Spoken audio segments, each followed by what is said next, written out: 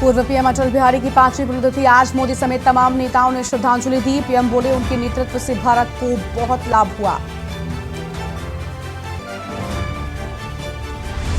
भाजपा केंद्रीय चुनाव समिति की बैठक आज 5 राज्यों में विधानसभा चुनावों की तैयारियों पर बात होगी। पीएम सहित 15 मेंबर भाग लेंगे।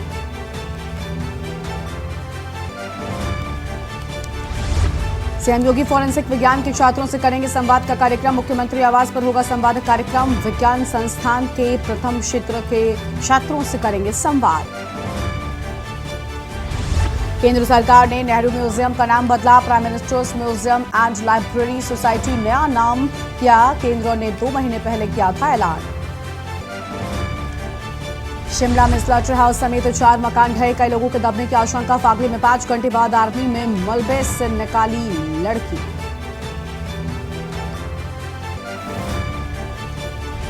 पंजाब में फिर बाढ़ जैसे हालात। होशियारपुर और रोपड़ के गांव में घुसा पानी। देर रात भाखड़ा डैम के फ्लड गेट बंद किए। आप देख रहे हैं के न्यूज, खबरों का सारथी। नमस्कार, लाइव न्यूज में आप सभी का स्वागत है। मैं हूं आपके साथ गरिमा वाजपेयी और अहम खबर से करते हैं बुलेटिन की शुरुआत। दिल्ली से अहम खबर आपको हम बताते हैं। विधानसभा सत्र का 2 दिवसीय सत्र आज से शुरू होगा। विधानसभा सत्र की कार्यवाही सुबह 11 बजे से शुरू हो जाएगी। विधानसभा सत्र में दिल्ली सेवा कानून पर हंगामा होने के आसार है। सरकार और विपक्ष ने एक दूसरे को घेरने की तैयारी कर ली है। तो दिल्ली से आम खबर आपको बता दें, जहां पर विधानसभा सत्र की शुरुआत हो रही है और एक दूसरे को घेरने की तैयारी में सरकार और विपक्ष नजर आ रहे हैं। तो दिल्ली से आम खबर आपको बता दें, विधानसभा सत्र का 2 दिवसीय सत्र आज से शुरू हो जाएगा। तो आज से सत्र की शुरुआत हो जाएगी और फिलहाल ये आम खबर आपको हम बता रहे हैं, जहां पर आज से हो रही शुरुआत। आम जानकारी आपको हम बता दें। इस वक्त की आम खबर दिल्ली से खबर है। विधानसभा सत्र की शुरुआत हो रही है और सरकार और विपक्ष ने एक दूसरे को घेरने की तैयारी भी कर ली है। तो एक दूसरे को घेरने की तैयारी भी कर ली है और विधानसभा सत्र की कार्यवाही सुबह 11 बजे से शुरू होगी। फिलहाल ये आम खबर आपको हम बता दें, 11 बजे से कार्यवाही की शुरुआत होगी। और दिल्ली से खबर, विधानसभा सत्र का 2 दिवसीय सत्र आज से शुरू हो रहा है। सरकार और विपक्ष ने एक दूसरे को घेरने की तैयारी कर ली है। तो सरकार और विपक्ष ने एक दूसरे को घेरने की तैयारी कर ली है। दिल्ली से खबर, विधानसभा सत्र का 2 दिवसीय सत्र शुरू हो रहा है। विधानसभा सत्र की कार्यवाही सुबह 11 बजे से शुरू होगी और फिलहाल ये बड़ी जानकारी आपको हम बता दें।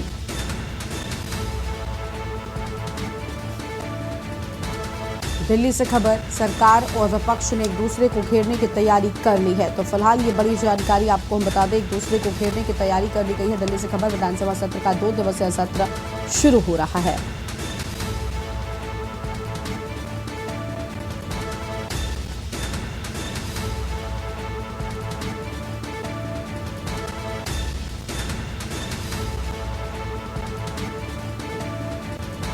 तो ये दिल्ली से आम खबर, सरकार और विपक्ष ने एक दूसरे को घेरने की तैयारी कर ली है। फिलहाल ये बड़ी खबर आपको हम बता दें, एक दूसरे को घेरने की तैयारी हो चुकी है। विधानसभा सत्र का 2 दिवसीय सत्र आज से शुरू होगा। तो 2 दिवसीय सत्र आज से होगा शुरू। फिलहाल ये बड़ी जानकारी आपको हम बता रहे हैं। विधानसभा सत्र की कार्यवाही सुबह 11 बजे से शुरू होगी।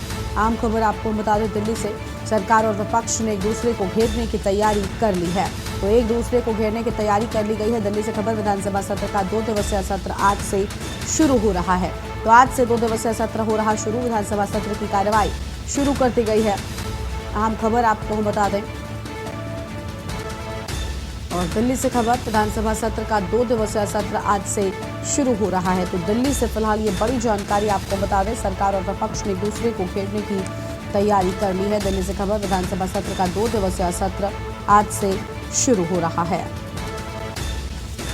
तो विधानसभा सत्र की कार्यवाही शुरू।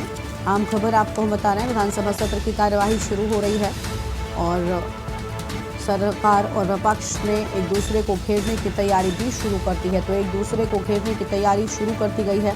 फिलहाल ये बड़ी जानकारी आपको हम बता रहे हैं। दिल्ली से खबर, विधानसभा सत्र का 2 दिवसीय सत्र आज से शुरू हो रहा है। तो 2 दिवसीय सत्र आज से शुरू। विधानसभा सत्र की कार्यवाही शुरू किए जाने की बात सामने आई है। फिलहाल ये आम खबर आपको हम बता दें। दिल्ली से खबर, विधानसभा सत्र का 2 दिवसीय सत्र आज से शुरू हो रहा है। ये बड़ी जानकारी आपको हम बता रहे हैं इस वक्त की आम खबर। सरकार और विपक्ष ने एक दूसरे को घेरने की तैयारी कर रखी है। तो सरकार और विपक्ष की एक दूसरे को घेरने की तैयारी भी है और ये अहम खबर आपको बता दें। और इसी खबर पर अधिक जानकारी के लिए प्रवेश शर्मा हमारे साथ में हमारे संवाददाता जुड़ चुके हैं। प्रवेश, पूरे मामले की अगर बात करें तो आज सत्र शुरू हो रहा है, 2 दिवसीय यह सत्र होना है, क्या पूरी जानकारी है आपके पास? बिल्कुल, देखिए आज से दिल्ली का जो है 2 दिवसीय विधानसभा सत्र शुरू होने जा रहा है और लगभग मैं आपको बता दूं कुछ ही सेकंड बचे हैं, ये शुरुआत होने जा रही है। और सबसे बड़ी बात यह है कि ये सत्र पूरी तरीके से आपको हंगामेदार दिखेगा, क्योंकि दिल्ली विधानसभा में 70 सीटों में से 62 सीटें आम आदमी पार्टी के पास है और 8 सीटें केवल और केवल बीजेपी के पास है। तो कहीं ना कहीं जो मुद्दा रहेगा वो दिल्ली सेवा ट्रांसफर पोस्टिंग का रहेगा, उसके रिलेटेड जो है मुद्दा छेड़ने वाला है और हंगामा आपको जरूर दिल्ली विधानसभा में दिखाई देने वाला है। बिल्कुल बिल्कुल। और देखिए प्रवेश, जिस तरीके से जब लोकसभा में इस बिल को लेकर या राज्यसभा की बात की जाए, इस बिल को पास किया गया, उस दौरान भी जोरदार हंगामा था। अब इसका सीधा असर, जैसा कि आप कह रहे हैं, विधानसभा में भी देखने को मिलने वाला है। बिल्कुल, देखिए ये रणनीति पहले से तय हो चुकी है। मैं आपको बता दूं, कल 15 अगस्त के मौके पर जो है अरविंद केजरीवाल ने छत्रसाल स्टेडियम में एक भाषण में भी यही बात को रिपीट किया था कि बीजेपी ने कहीं ना कहीं दिल्ली में जो चयनित सरकार है उसको पीछे करने के लिए ये अध्यादेश लाकर उसको पीछे कर दिया है। और ऐसा कहीं ना कहीं बीजेपी की मंशा है कि वो दिल्ली की चुनी हुई सरकार को काम ना करने देना है। और यही मुद्दा आपको दिल्ली विधानसभा में दोबारा से, राज्यसभा लोकसभा आपने देखा है, लेकिन ये आज दिल्ली विधानसभा में, जबकि यह अध्यादेश पारित हो चुका है, उसके बावजूद मैं आपको बता दूं दिल्ली विधानसभा में यही मुद्दा दोबारा से हंगामे की वजह बनने जा रहा है और कहीं ना कहीं हंगामा आपको दिखाई देने वाला है। जी बिल्कुल, साफ तौर पर बड़ा हंगामा देखने को मिल सकता है। और प्रवेश, अब ये भी देखना होगा कि इस बिल को लेकर सरकार, दिल्ली सरकार जो है वो केंद्र सरकार को, या फिर हम ये कह लें कि बीजेपी को किस तरीके से घेरेगी, उसका भी इंतजार होगा। क्योंकि भले ही लोकसभा में आंकड़े कुछ और हो या राज्यसभा में आंकड़े कुछ और कहते हो, लेकिन दिल्ली विधानसभा में ये आंकड़े फिलहाल दिल्ली सरकार के पक्ष में है। बिल्कुल, देखिए मैं आपको एक बात बता दूं कि आपसे थोड़ी देर पहले ही दिल्ली विधानसभा के स्पीकर है रामनिवास गोयल, जो विधायक भी है, उन्होंने साफ तौर पर एक बात बोली है कि हमारी सीटें ज्यादा हैं, लेकिन उसके बावजूद भी हम विपक्ष के जो सांसद है उनको समय उनसे ज्यादा बोलने का देते हैं। यही वजह है कि हमारे यहाँ टकरार ज्यादा दिखाई देती है, क्योंकि 70 में से 62 सीटें आम आदमी पार्टी के पास है। जब आम आदमी पार्टी के पास है तो उनको समय ज्यादा मिलना चाहिए, लेकिन स्पीकर का साफ साफ कहना है कि मैं 8 सांसद जो विपक्ष के हैं उनको समय देता हूं और उनकी बातें सुनता हूं। और यही वजह है कि कहीं ना कहीं टकरार बढ़ती हुई दिखाई देती है। आज सीमित दायरे में रखने की बात की गई है, 2 दिवसीय है, ज्यादा लंबा ये समय नहीं खींचना है, 2 दिन का समय है, उसमें कई अहम मुद्दे छड़े हैं। लेकिन दिल्ली में जो सेवा चयनित अध्यादेश है उसको लेकर हंगामा दिखाई देने वाला है। जी बिल्कुल, साफ तौर पर जोरदार हंगामे के आसार हैं। प्रवेश बने रहेगा हमारे साथ में, हम आगे भी आपसे अपडेट लेंगे। तो फिलहाल ये आम खबर आपको बता दें, जहां पर सरकार और विपक्ष ने एक दूसरे को घेरने की तैयारी कर रखी है। और आपको बता दें कि आज विधानसभा सत्र की 2 दिवसीय सत्र की शुरुआत हो रही है। इस सत्र में क्या हंगामा होता है ये भी आपको दिखाएंगे। फिलहाल ये आम खबर आपको बता दें, जहां पर 2 दिवसीय सत्र की शुरुआत हो रही है और इससे में अब ये अंदाजा लगाया जा रहा है कि दिल्ली सेवा बिल को लेकर हंगामा हो सकता है और सरकार और विपक्ष दोनों एक दूसरे को घेरने की तैयारी में नजर आ रहे हैं। तो विधानसभा सत्र में दिल्ली सेवा कानून पर हंगामा होने के आसार नजर आ रहे हैं। फिलहाल इस वक्त की आम खबर आपको हम बता दें तो हंगामा होने के आसार साफ दिखाई दे रहे हैं। सरकार और विपक्ष ने एक दूसरे को घेरने की पूरी तैयारी कर रखी है। तो एक दूसरे को घेरने की पूरी तैयारी नजर आ रही है। और फिलहाल ये अहम जानकारी आपको हम बता दें, जहां पर एक दूसरे को घेरने की पूरी तैयारी यहां पर सरकार और विपक्ष की ओर से कर ली गई है।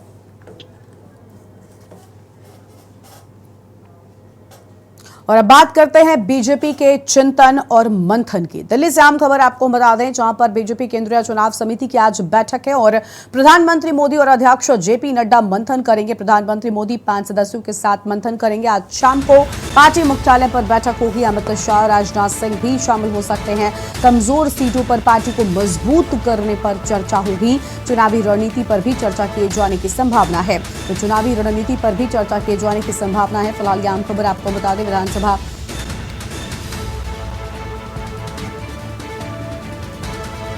तो यह आम खबर, जहां पर प्रधानमंत्री मोदी और अध्यक्ष जेपी नड्डा मंथन करेंगे। तो अहम मंथन होना है। और बीजेपी केंद्रीय चुनाव समिति की आज बैठक, तो बीजेपी केंद्रीय चुनाव समिति की आज बैठक को लेकर फिलहाल यह अहम खबर आपको हम बता दें।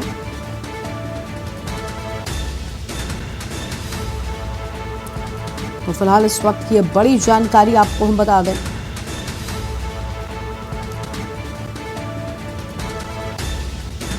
चुनाव समिति को लेकर यह अहम बैठक सामने आई है और आज शाम को पार्टी मुख्यालय पर होगी ये अहम बैठक। तो शाम पार्टी मुख्यालय पर ये अहम बैठक होनी है और फिलहाल इस वक्त की ये बड़ी जानकारी आपको हम बता रहे हैं। तो इस वक्त की ये आम जानकारी आपको हम बता रहे हैं। और प्रधानमंत्री मोदी और अध्यक्ष जेपी नड्डा इसमें मंथन करेंगे। तो जेपी नड्डा इसमें मंथन करते नजर आएंगे और ये अहम खबर आपको हम बता दें, जहां पर आज शाम को पार्टी मुख्यालय पर बैठक होनी है। तो आज शाम को पार्टी मुख्यालय पर होगी बैठक। फिलहाल इस वक्त ये अहम खबर आपको हम बता रहे हैं, पार्टी मुख्यालय पर बैठक होनी है और मंथन बीजेपी का शुरू हो चुका है। तो इस वक्त ये बड़ी जानकारी आपको हम बता दें, जहां पर बीजेपी का मंथन शुरू हो चुका है। ये बड़ी जानकारी आपको हम बता रहे हैं, इस वक्त की आम खबर और चुनावी रणनीति को लेकर ये बड़ी जानकारी सामने आई है। तो बीजेपी का मंथन शुरू हो चुका है और कमजोर सीटों पर पार्टी को मजबूत करने पर होगी चर्चा। तो पार्टी को मजबूत करने पर चर्चा होगी और इसी खबर पर अधिक जानकारी के लिए हमारे साथ में प्रवेश शर्मा लगातार बने। प्रवेश, दिल्ली में बीजेपी केंद्रीय चुनाव समिति की आज बैठक है और इस बैठक में बताया जा रहा है कि मंथन भी होगा। प्रधानमंत्री मोदी और खुद अध्यक्ष जेपी नड्डा रणनीति को लेकर मंथन करेंगे। क्या पूरी जानकारी है बैठक से जुड़ी आपके पास? केंद्रीय चुनाव समिति की आज बीजेपी की बैठक है और लगभग शाम को 5 बजे बैठक होने जा रही है और इसमें अहम बात यह है कि खुद प्रधानमंत्री मोदी जी इसकी अध्यक्षता करेंगे और इसके अलावा मैं आपको बता दूं कि रक्षा मंत्री राजनाथ सिंह होंगे और केंद्रीय बीजेपी के राष्ट्रीय अध्यक्ष जेपी नड्डा भी होंगे। और सबसे बड़ी बात यह है कि 5 राज्यों में जो चुनाव आने वाले हैं उसको लेकर मंथन किया जाएगा। इसमें कोई दोहराई नहीं है। बीजेपी ने एक बात की रणनीति बनानी है कि देखिए 5 राज्यों में चुनाव है तो केवल मध्य प्रदेश को छोड़ दें जहां पर बीजेपी शासित है, वरना राजस्थान हो, मिजोरम हो या बात करें छत्तीसगढ़ हो, तो वहां पर लगातार बीजेपी को जो है संघर्ष करना है और संघर्ष के लिए जो है चुनाव केंद्रीय चुनाव समिति की बैठक में अहम रोल अदा करना है और प्रधानमंत्री वहां पर मुख्य बातों को लेकर चर्चा करेंगे और चर्चा सिर्फ चुनाव को लेकर ही होनी है। जी बिल्कुल, यानी चुनाव को लेकर प्रधानमंत्री और अध्यक्ष जेपी नड्डा क्या मंथन करेंगे इसका इंतजार होगा। फिलहाल प्रवेश, क्या लग रहा है कुछ नई रणनीतियां बन सकती हैं? क्योंकि वर्तमान में जिस तरीके से इसके पहले अभी चुनाव हुआ था एक राज्य में और उस राज्य में जो नतीजे सामने आए उससे कहीं ना कहीं थोड़ा असर भी पड़ा था और ये हुआ था कि आने वाले राज्यों में जहां पर चुनाव है, लोकसभा का चुनाव है, रणनीति में कुछ बदलाव भी हो सकता है, ऐसी भी संभावनाएं नजर आ रही थी। प्रवेश जी बिल्कुल, देखिए अहम बात मैं आपको बता दूं कि जब ये बैठक शुरुआत होगी तो सबसे पहले इसमें जो चुनाव केंद्रीय चुनाव समिति के सदस्य हैं वो भी मौके पर मौजूद होंगे और उसके अलावा मैं बता दूं कि चर्चा की जाएगी तो सिर्फ इस बात को लेकर की जाएगी कि जो चुनाव होने हैं 5 राज्यों में उनको लेकर किस तरीके से सरकार रणनीति बनाए कि वहां पर बीजेपी का जो है झंडा लहराया जाए। और सबसे बड़ी बात यह है कि जो चुनाव होने हैं उसको मद्देनजर जो चुनाव है वो उसको देखते हुए बीजेपी चाहती है कि सीधा इन 5 राज्यों में जो है बीजेपी स्वीप टीम करे और वो बार जो है इसी रणनीति को लेकर कई बार बैठकों का दौर कर चुकी है। और अहम बात यह है कि बीजेपी को मालूम है कि अगर बैठक नहीं होगी, लोगों की बात नहीं सुनी जाएगी या ये कहे आपसी संवाद नहीं होगा तो कैसे किसी भी बात का हल निकलेगा। इसलिए ये खुद प्रधानमंत्री मोदी बैठकर चर्चा करेंगे और सदस्यों के अलावा मैं बता दूं कई बड़े नेता होंगे जिनसे इस पर खुलकर चर्चा की जाएगी। जी बिल्कुल, इस मंथन में क्या कुछ सामने आता है वो भी देखना होगा। फिलहाल के लिए आपका शुक्रिया हमारे साथ जुड़ने के लिए प्रवेश। तो ये आम खबर आपको हम बता दें जहां पर बीजेपी का चिंतन मंथन जो है वो शुरू होगा और ये बड़ी जानकारी आपको हम बता रहे हैं। चुनावी रणनीति पर चर्चा किए जाने की संभावना की बात सामने आई है। तो फिलहाल इस वक्त की आम खबर आपको हम बता दें और दिल्ली में बीजेपी केंद्रीय चुनाव समिति की आज बैठक हो रही है।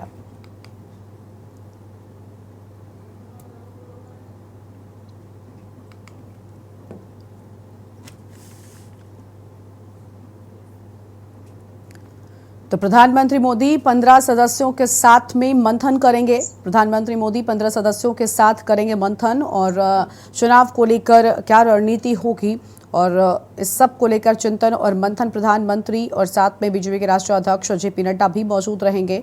और जानकारी ये भी है कि अमित शाह और राजनाथ सिंह भी इस चिंतन और मंथन की बैठक में शामिल हो सकते हैं।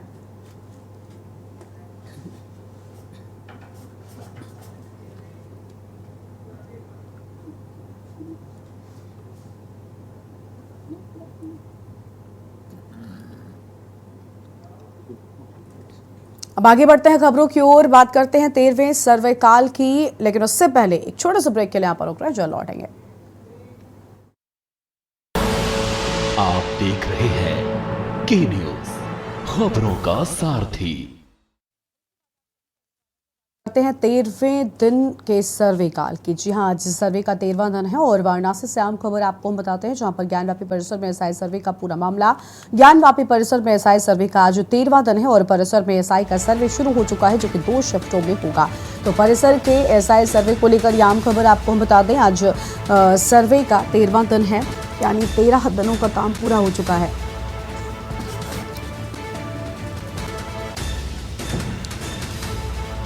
ज्ञानवापी परिसर में एसआई सर्वे का आज 13वां दिन, 2 शिफ्टों में परिसर का एसआई सर्वे होगा। पहली शिफ्ट का काम शुरू हो चुका है। वाराणसी से आम खबर, ज्ञानवापी परिसर में एसआई सर्वे का ये पूरा मामला बताया जा रहा है। ज्ञानवापी से खबर, ज्ञानवापी परिसर में एसआई सर्वे का पूरा मामला आपको हम बता रहे हैं। 2 शिफ्टों में सर्वे लगातार जारी है और ज्ञानवापी परिसर में एसआई सर्वे शुरू हो चुका है। तो ज्ञानवापी परिसर में एसआई सर्वे की शुरुआत हो चुकी है। 2 शिफ्ट में परिसर का एसआई का सर्वे होगा। आम जानकारी आपको बता दें, वाराणसी से ज्ञानवापी परिसर में एसआई सर्वे का ये पूरा मामला बताया जा रहा है और ज्ञानवापी परिसर में एसआई सर्वे का आज 13वां दिन है। और विक्की जी हमारे साथ ऐसी खबर पर अधिक अपडेट के साथ जुड़ चुके हैं। विक्की, आज परिसर के सर्वे का 13वां दिन है, यानी 13 दिनों का जो सर्वे है वो पूरा हो चुका है। क्या पूरी जानकारी है? आज पहली शिफ्ट का जो सर्वे था वो शुरू हुआ क्या? बिल्कुल गरिमा, आपको बता दें, ज्ञानवापी परिसर के बजी स्थल को छोड़ के पूरे परिसर के एसआई सर्वे के क्रम में जो आज भी एसआई की टीम जो है 12 दिन का सर्वे कंप्लीट कर चुकी है और 12 दिन के सर्वे में 72 घंटे का कार्य पूरा किया जा चुका है। सर्वे का कार्य पूरा किया जा चुका है। कल जो कि 15 अगस्त था, जिसको देखते हुए दोनों पक्ष और एसआई की टीम ने निर्णय लिया कि कल जो 15 अगस्त था उसको देखते हुए कल बंद रहने का आदेश था। कल एसआई सर्वे नहीं हुआ और आज जो है 13वां दिन है। आज सुबह एसआई की टीम सुबह 8 बजे ही प्रवेश कर चुकी है ज्ञानवापी परिसर में और सर्वे का कार्य पूरे जोर शोर के साथ फिर से शुरू किया गया है। आपको बता दें, सुरक्षा की बात करें तो 3 लेयर सुरक्षा की व्यवस्था की गई है। परिसर के बाहर जो है एटीएस है और पैरामिलिट्री की फोर्सेस लगाई गई है। सीआरपीएफ, केंद्रीय सुरक्षा बल के पुलिस है, उत्तर प्रदेश की पुलिस है। तो 3 लेयर जो सिक्योरिटी है उसके अंदर जो एसआई सर्वे की टीम कार्य कर रही है। आज जो है वेस्टर्न वॉल और वजू खाना तहखाना जो है, नीचे व्यास जी का तहखाना है, उसके सर्वे का कार्य लगातार किया जा रहा है। जो जगह चिन्हांकन किए गए थे जीपीआर रडार मशीन लगाने के लिए, 4 दिन तक लगातार ये चलने वाला है। जीपीआर रडार से सर्वे का कार्य लगातार जारी है और एक एक चीज को बारीकी से खंगाला जा रहा है। ईंट हो गए, पत्थर हो गए, गुंबद हो गए, मीनार हो गए, सारी चीजों को बारीकी से एसआई की टीम जो है रिपोर्ट दर्ज कर रही है, मैपिंग कर रही है और इसका माप जो है डिजिटल नक्शे में दर्ज किया जा रहा है। आपको बता दें 2 सितंबर को इसका आखिरी तारीख है, जो जहां तक रिपोर्ट एसआई सर्वे जो पूरा टीम तैयार करके रिपोर्ट जो है 2 तारीख को सबमिट करेगी। उसके बाद का निर्णय उससे क्या कुछ आता है इसके बाद देखना होगा।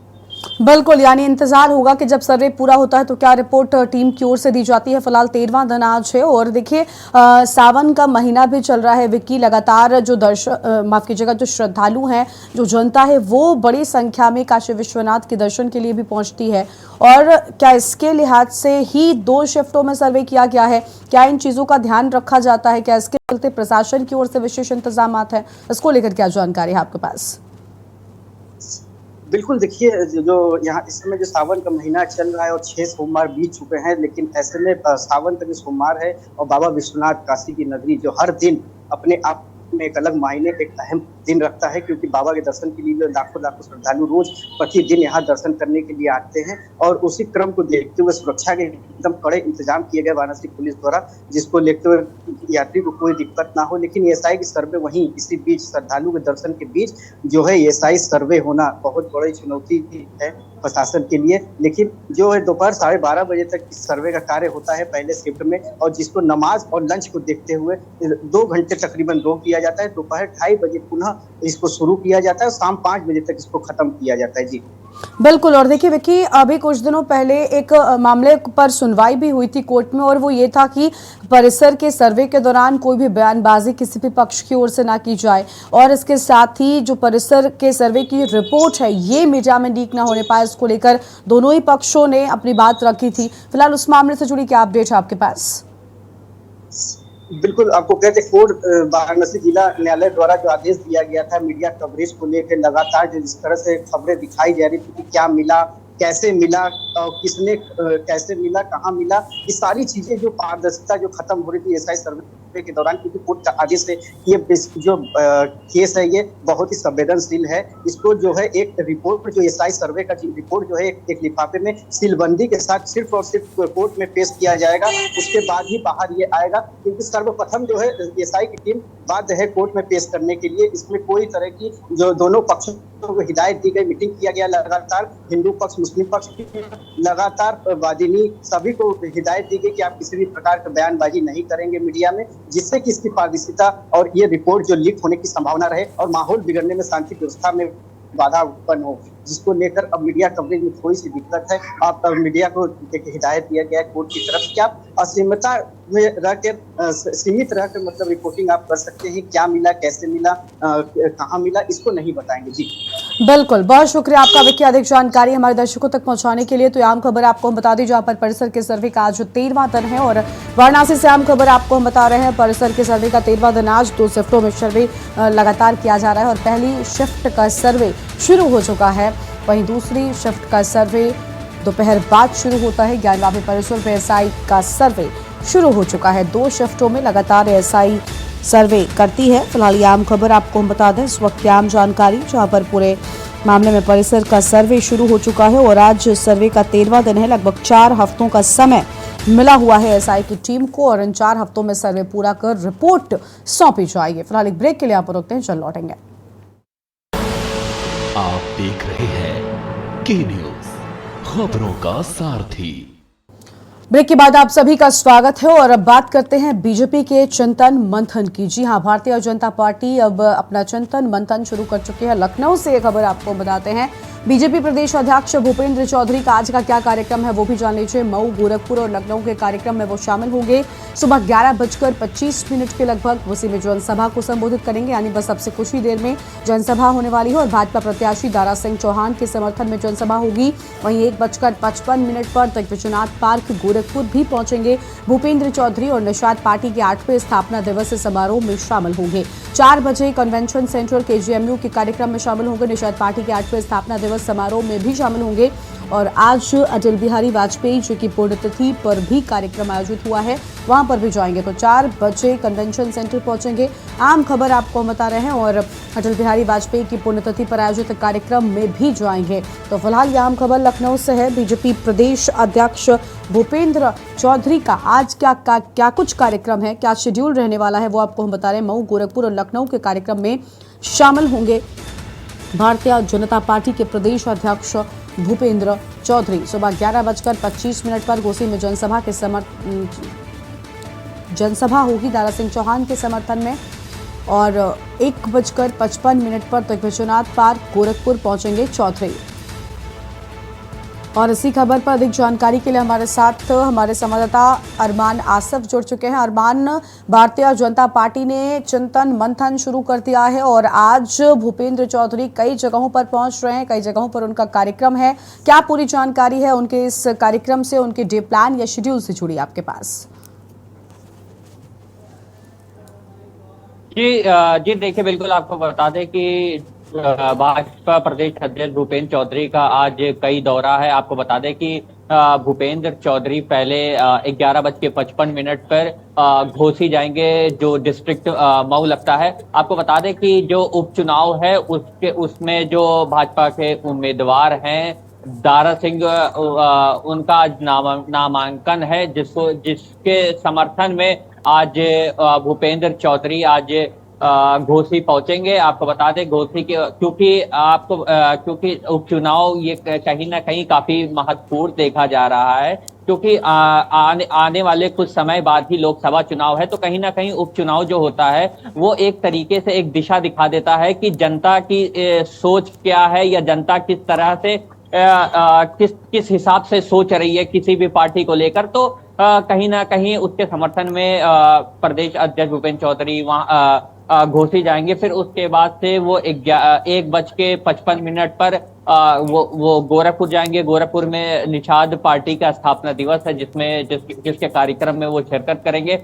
उसके बाद से वो वापस 4 बजे लखनऊ आएंगे, क्योंकि उनको कन्वेंशन सेंटर पहुंचना है, जहां पे अटल बिहारी वाजपेयी की पुण्यतिथि है। उस कार्यक्रम में भी वो मौजूद रहेंगे। जी बिल्कुल, यानी देखिए चुनाव से पहले दौरों और बैठकों का सिलसिला भी अब शुरू हो चुका है और दारा सिंह चौहान भी लगातार उनके समर्थन में जो है वो भूपेंद्र चौधरी पहुंच रहे हैं। लेकिन ये भी जानना चाहेंगे अरमान कि आज अटल बिहारी वाजपेयी जी की पुण्यतिथि है, उनके उस अवसर पर भी आज यहाँ पर विशेष कार्यक्रम का जो आयोजन है वो क्या क्या है, फिलहाल इसमें कितने बजे तक पहुंचेंगे भूपेंद्र चौधरी? जी देखिए, बिल्कुल आपको बता दें कि आज अटल बिहारी की पुण्यतिथि है। आपको बता दें ये कार्यक्रम केजीएम के कन्वेंशन सेंटर में रखा गया है। आपको बता दें कि वो सीधे गोरखपुर से छूटने के बाद सीधे कन्वेंशन सेंटर ही आएंगे, जहां पे अटल बिहारी वाजपेयी के कुछ कामों को, जैसे उनके तमाम जो उनके कार्यकाल में जो काम किए गए थे उनसे चर्चाएं होंगी, प्लस उनके जो पद चिन्ह थे, जो उनपे अपने कार्यकर्ता, जो उनके भाजपा के कार्यकर्ता उनको बताएंगे किस तरीके से उन पे चलना है। तो तमाम तरीके से उनको याद किया जाएगा और श्रद्धांजलि भी दी जाएगी। जी बिल्कुल, बहुत शुक्रिया आपका अरमान, अधिक जानकारी हमारे दर्शकों तक पहुंचाने के लिए। तो आम खबर आपको हम बता दें जहां पर भूपेंद्र चौधरी आज कई जगहों का दौरा भी करेंगे और इसके साथ ही आपको बता दें कि अब चिंतन मंथन भारतीय जनता पार्टी का शुरू हो चुका है। निषाद पार्टी के 8वें स्थापना दिवस पर भी जाएंगे और आपको बता दें कि 4 बजे कन्वेंशन सेंटर के जेएमयू के कार्यक्रम में भी शामिल होंगे। अटल बिहारी वाजपेयी की पुण्यतिथि पर आयोजित कार्यक्रम में भी जाएंगे। और यह आम जानकारी आपको बता दें, लखनऊ से खबर, बीजेपी प्रदेश अध्यक्ष भूपेंद्र चौधरी का आज का क्या कुछ कार्यक्रम है आपको हम बता रहे थे। और अगली खबर का आप रुख कर लेते हैं, गोरखपुर से खबर है, निषाद पार्टी आज अपनी ताकत दिखाएगी। आज 8वां स्थापना दिवस है और गोरखपुर में स्थापना दिवस मनाएगी पार्टी। महंत दिग्विजयनाथ पार्क में आयोजन होगा। बीजेपी के कई दिग्गज नेता भी शामिल होंगे। फिलहाल ये आम खबर आपको हम बता दें। और डिप्टी सीएम केशव प्रसाद मौर्य, ब्रजेश पाठक मौजूद रहेंगे। बीजेपी के प्रदेश अध्यक्ष भूपेंद्र चौधरी भी इस कार्यक्रम में शामिल होंगे और मंत्री दयाशंकर सिंह भी कार्यक्रम में होंगे शामिल। ओम प्रकाश राजभर और आशीष पटेल भी मौजूद रहेंगे। दोपहर 1:30 बजे कार्यक्रम की शुरुआत हो जाएगी। तो बीजेपी के कई दिग्गज नेताओं के शामिल होने की बात सामने आ रही है। डिप्टी सीएम केशव प्रसाद मौर्य भी मौजूद रहेंगे और इसके साथ ही आपको बता दें कि ब्रजेश पाठक भी पहुंचेंगे।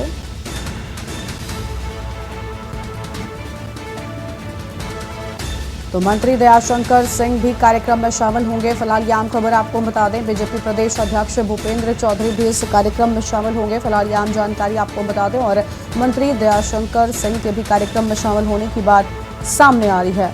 तो फिलहाल इस वक्त की बड़ी जानकारी आपको हम बता दें, इस वक्त की आम खबर। और दोपहर 1:30 बजे कार्यक्रम की शुरुआत हो जाएगी। तो दोपहर 1:30 बजे कार्यक्रम की शुरुआत हो जाएगी। गोरखपुर से खबर, निषाद पार्टी आज अपनी ताकत दिखाती हुई नजर आएगी। तो निषाद पार्टी आज अपनी ताकत दिखाती हुई नजर आएगी। फिलहाल ये बड़ी खबर आपको हम बता रहे हैं, इस वक्त की आम खबर।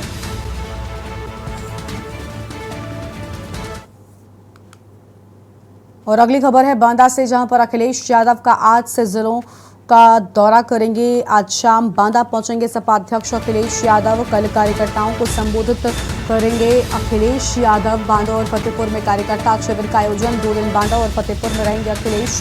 कल फतेहपुर पहुंचेंगे सपा अध्यक्ष अखिलेश यादव। फिलहाल ये आम खबर आपको बता दें, जहाँ पर पहुंचने की बात सामने आ रही है। बांदा और फतेहपुर में कार्यकर्ता शिविर का आयोजन किया जाएगा। तो यह आम खबर आपको बता दें। और कार्यकर्ताओं को संबोधित करेंगे अखिलेश यादव। तो कल कार्यकर्ताओं को संबोधित करेंगे अखिलेश यादव। बांदा और फतेहपुर में कार्यकर्ता शिविर का आयोजन किए जाने की बात सामने आई है। तो यह आम खबर आपको बता दें, जहाँ पर 2 दिन बांदा और फतेहपुर में रहेंगे अखिलेश यादव। तो 2 दिन बांदा और फतेहपुर में रहेंगे अखिलेश यादव। कल फतेहपुर पहुंचेंगे सपा अध्यक्ष अखिलेश यादव। फिलहाल यह बड़ी जानकारी आपको हम बता रहे हैं। बांदा से खबर, अखिलेश यादव का आज से जिलों का दौरा।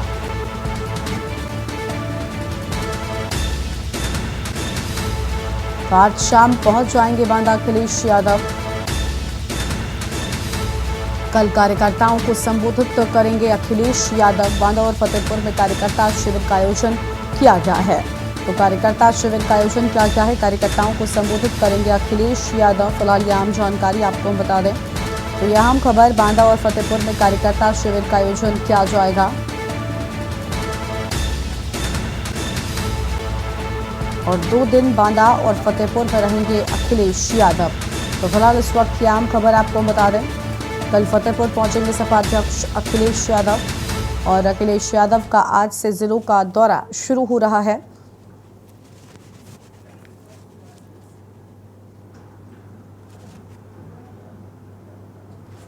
और पंकज त्रिपाठी इसी खबर पर अधिक अपडेट के साथ हमारे साथ जुड़ चुके हैं। पंकज, कार्यकर्ताओं को संबोधित करने के लिए अखिलेश यादव अब अलग अलग जगहों पर पहुंच रहे हैं। बांदा और फतेहपुर का उनका दौरा है, क्या पूरी जानकारी है आपके पास? अनम्यूट करें पंकज, उसके बाद अपनी बात शुरू करें। जी, आवाज आ रही है मेरी? जी बोलिए। आ रही है आवाज? जी बोलिए। जी, मैं आपको बता दूं कि मैं इस समय पटेल जीएन कॉलेज के मैदान में खड़ा हूं, जहां पर अखिलेश यादव का आगमन है। आपको बता दूं कि आज शाम 5 बजे अखिलेश यादव सर्किट हाउस पहुंचेंगे और सर्किट हाउस पहुंचकर अगुवाह रुकेंगे और कल 11 बजे ये वही मैदान है, मैं आपको दिखा दूं जहाँ पे मैं मौजूद हूँ, जहाँ अखिलेश यादव का नेत्र जागरण कार्यक्रम है और सभी पदाधिकारी और कार्यकर्ताओं को संबोधित करेंगे।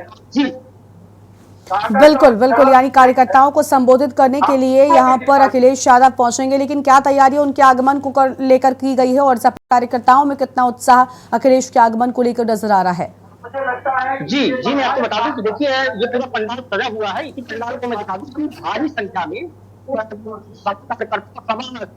जितने भी पदाधिकारी दल हैं भारी से भारी संख्या में मौजूद हैं और देखिए किस तरह से लाइनें लग जा रही है, कितना पंडाल बनाया गया है और अध्यक्ष का 11 बजे यहाँ संबोधन और सभी कार्यकर्ताओं और सभी पदाधिकारियों को संबोधित करेंगे। जी शुक्रिया आपका पंकज अधिक जानकारी के लिए। तो बांदा और फतेहपुर में कार्यकर्ता शिविर का आयोजन किया गया है। अखिलेश यादव पहुंचेंगे, अपने कार्यकर्ताओं को संबोधित करते हुए भी नजर आएंगे और उनके आगमन को लेकर विशेष तैयारियां भी कर ली गई हैं। तो यह हम खबर आपको बता रहे हैं, जहां पर कार्यकर्ताओं को संबोधित भी करेंगे। बांदा और फतेहपुर में कार्यकर्ता शिविर का आयोजन भी किया गया है। तो यह हम खबर आपको बता रहे हैं, कल कार्यकर्ताओं को संबोधित करेंगे अखिलेश यादव। उनके दौरे से जुड़ी यह अहम खबर आपको हम बता दें, बांदा और फतेहपुर में कार्यकर्ता शिविर का आयोजन किए जाने की बात सामने आई है।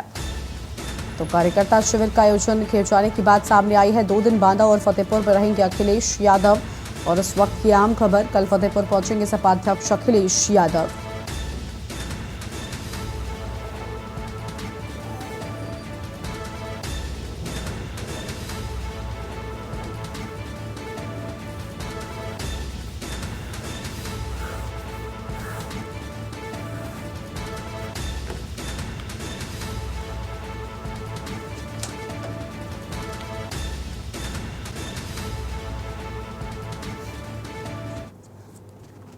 और अब बात करते हैं चांद पर भारत फिर नई इबारत की। जी हाँ, श्रीहरिकोटा चंद्रयान 3 के लिए आज का दिन काफी अहम है। तो चंद्रयान 3 अब चांद के और करीब पहुंचा है। चंद्रयान 3 गोलाकार कक्षा में दाखिल हो गया। तो इसरो की तरफ से ट्वीट कर जानकारी दी गई है। फिलहाल यह अहम खबर आपको हम बता दें, जहां पर इसरो की ओर से ट्वीट कर इस बात की जानकारी दी गई है और 153 किलोमीटर की कक्षा में स्थापित होगा और अब तैयारियों का समय आ गया है। इसरो ने साफ कर दिया है, प्रोपल्शन मॉड्यूल, लैंडर मॉड्यूल अलग होने की तैयारी में अपनी अलग अलग यात्राओं के लिए तैयार हो रहे हैं। लैंडर को प्रोपल्शन से अलग करने की कल योजना है। तो फिलहाल ये आम खबर आपको हम बता दें और तैयारी का समय आ गया है। इसरो ने भी ये बात साफ कर दी है। इसरो की ओर से ट्वीट कर ये अहम बातें सामने आई हैं। तो फिलहाल ये आम खबर आपको हम बता दें, जहां इसरो की ओर से ये ट्वीट किया गया है।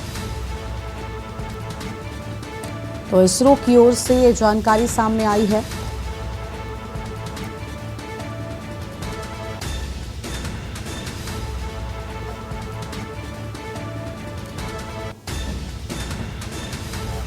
तो यह आम खबर आपको हम बता दें, जहां पर चंद्रयान 3 अब चांद के और करीब पहुंचा है। तो चंद्रयान 3 अब चांद के और करीब पहुंचा और अब तैयारी का समय आ गया है। चंद्रयान 3 गोलाकार कक्षा में दाखिल हो गया है, यानी ऑर्बिट में प्रवेश कर चुका है और इसरो की तरफ से ट्वीट कर इस बात की जानकारी दी गई है, यानी चांद पर भारत अब और नजदीक पहुंच चुका है। 153 किलोमीटर और 163 किलोमीटर की कक्षा में प्रवेश करने के बाद और अब तैयारियों का समय आ गया है। इसरो ने ये भी ट्वीट किया है, तो इसरो की ओर से ट्वीट कर ये जानकारी दी गई है। तो इसरो की ओर से ये जानकारी दी गई है। फिलहाल ये आम खबर आपको हम बता रहे हैं, तो ये आम जानकारी। और अपनी अलग अलग यात्राओं के लिए अब लैंडर और प्रोपल्शन पूरी तरीके से तैयार हो चुका है। तो ये आम खबर आपको हम बता दें।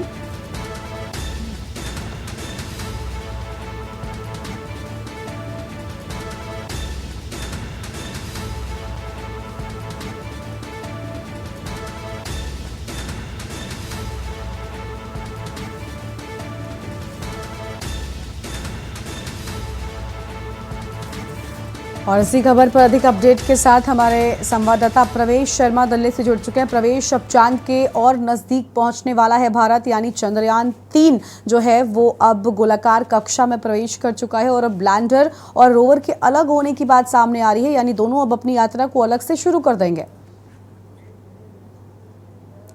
प्रवेश, आवाज मिल रही है आपको?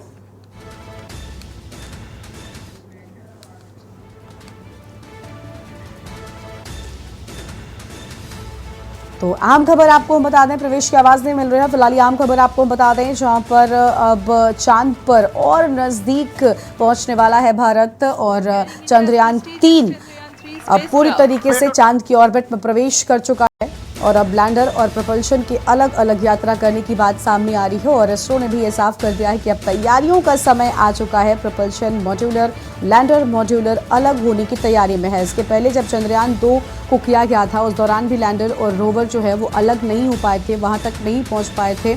और उससे पहले ही जो चंद्रयान का लैंडर था, उसका एक पैर हम आम भाषा में कहें तो वो ठीक तरीके से स्टैंड नहीं कर पाया था, क्योंकि वो हार्ड लैंडिंग थी। लेकिन इस बार क्योंकि सॉफ्ट लैंडिंग के तहत चंद्रयान 3 को पूरा करने की तैयारी है, इसलिए अब और ज़्यादा करीब हम अपने मिशन की ओर पहुंच चुके हैं। चंद्रयान 3 एक तरफ ऑर्बिट में तो प्रवेश कर ही चुका है, लेकिन दूसरी ओर अब प्रोपल्शन और लैंडर के अलग होने की भी तैयारी जो है वो की जा रही है। और इसरो ने भी ट्वीट कर ये बात कही है कि अब तैयारी का वक्त आ गया है और कक्षा में स्थापित करना है, यानी एक जगह पर बैठकर किस तरीके से अब चंद्रयान 3 जो है वो तस्वीरें लेकर भेजेगा, वो भी हम आपको दिखाएंगे। तो फिलहाल ये आम खबर आपको हम बता दें, जहां पर चंद्रयान 3 अब चांद पर और नज़दीक पहुंचने वाला है, यानी भारत चांद के और नज़दीक अब तैयारी का वक्त आ गया है। इसरो ने ट्वीट कर यह अहम बातें कही हैं और यह अहम खबर आपको हम बता दें, इसरो की ओर से ट्वीट कर इस बात की जानकारी भी दी गई है।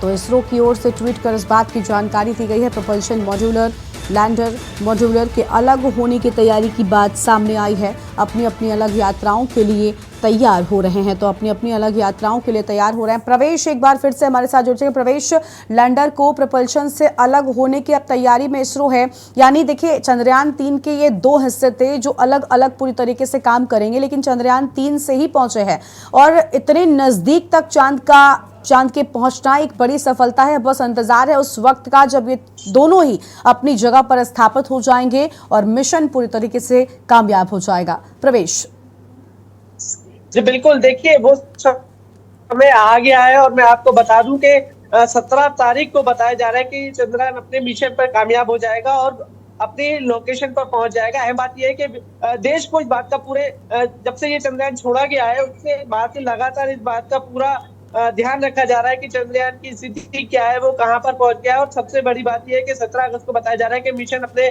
कामयाब हो जाएगा, कहीं ना कहीं अपने मुख्य बिंदु तक पहुंच जाएगा और ये हमारे देश के लिए सबसे बड़ी गर्व की बात भी होगी। जी बिल्कुल, देश के लिए गर्व की बात है, क्योंकि आपने भी कहा कि 17 अगस्त को ये पूरी तरीके से स्थापित हो जाएगा अपनी जगह पर। ऐसे में यानी सिर्फ कल का इंतजार है और जिसके बाद तस्वीर पूरी तरीके से साफ हो जाएगी। प्रवेश, अगर चंद्रयान 2 की बात करें, इससे पहले जब चंद्रयान भेजा गया था उस दौरान ठीक तरीके से लैंडिंग नहीं हो पाई थी, क्योंकि वो हार्ड लैंडिंग थी। लेकिन इस बार जो हमारे वैज्ञानिक हैं इसरो के, उन्होंने एक सॉफ्ट लैंडिंग की तकनीकी अपनाई है।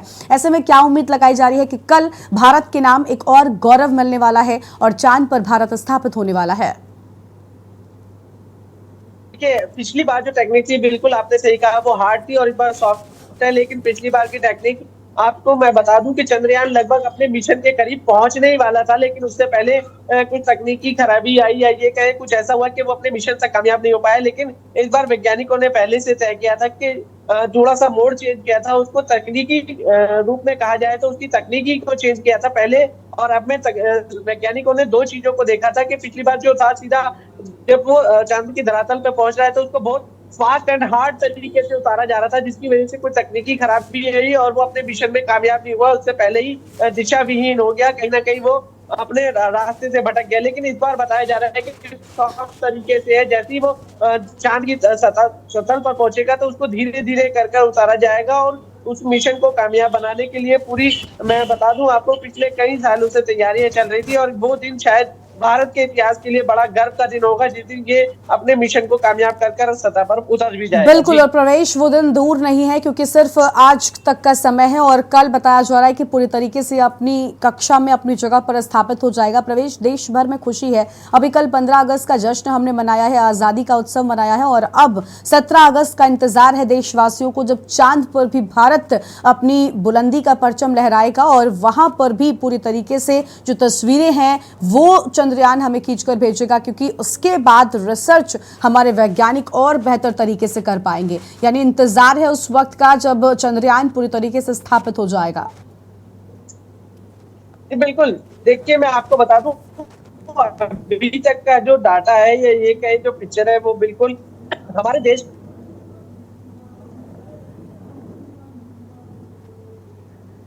अनम्यूट करें प्रवेश, उसके बाद अपनी बात को शुरू करें।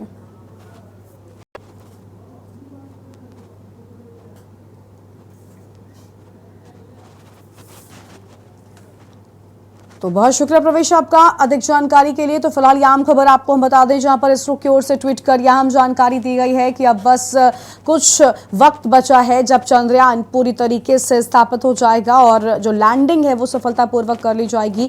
तो ऑर्बिट में पहले ही प्रवेश कर चुका है, लेकिन अब लैंडर और प्रपल्शन के अलग अलग स्थापित होने की बात सामने आ रही है। इसरो ने ट्वीट कर कहा है कि अब तैयारी का वक्त आ गया है, यानी नजर लगातार इसरो के जो लोग हैं वो भी बनाए हुए हैं। और देखिए गोलाकार कक्षा में तो चंद्रयान 3 दाखिल हो चुका है, यानी अपने मिशन के अब सबसे करीब और कामयाबी के सबसे करीब चंद्रयान 3 नजर आ रहा है। और कहा यह जा रहा है 17 अगस्त यानी कि कल ये दोनों ही पार्ट्स चंद्रयान के, जैसे लैंडर और प्रपल्शन के नाम से हम जानते हैं, ये चांद पर स्थापित हो जाएंगे और जिसके बाद जो मिशन था वो पूरा होगा। तो चंद्रयान 3 अब चांद के और ज्यादा सबसे ज्यादा करीब पहुंच चुका है और इसके बाद इसके स्थापित होने का इंतजार होगा, जो कि 17 अगस्त यानी कि कल तक बताया जा रहा है लगभग पूरा किया जा सकता है। चंद्रयान 3 गोलाकार ऑर्बिट में पहले ही प्रवेश कर चुका है। इसरो की ओर से ट्वीट कर इस बात की जानकारी दी गई है। तो इसरो ने कह दिया है कि अब तैयारियों का वक्त आ गया है, यानी हम सबसे नजदीक हैं अब चांद के और चांद पर भी भारत की बुलंदियों का चंद्रयान अब बस स्थापित होने वाला है। तो फिलहाल यह आम खबर आपको हम बता दें जहां पर इसरो की ओर से ट्वीट कर इस बात की जानकारी दी गई है और 17 अगस्त यानी कि अब कल का इंतजार होगा जब सबसे नजदीक पहुंचेगा चंद्रयान 3। और इस बुलेटिन में इतना ही। आप देखते रहिए के न्यूज़ इंडिया। नमस्कार।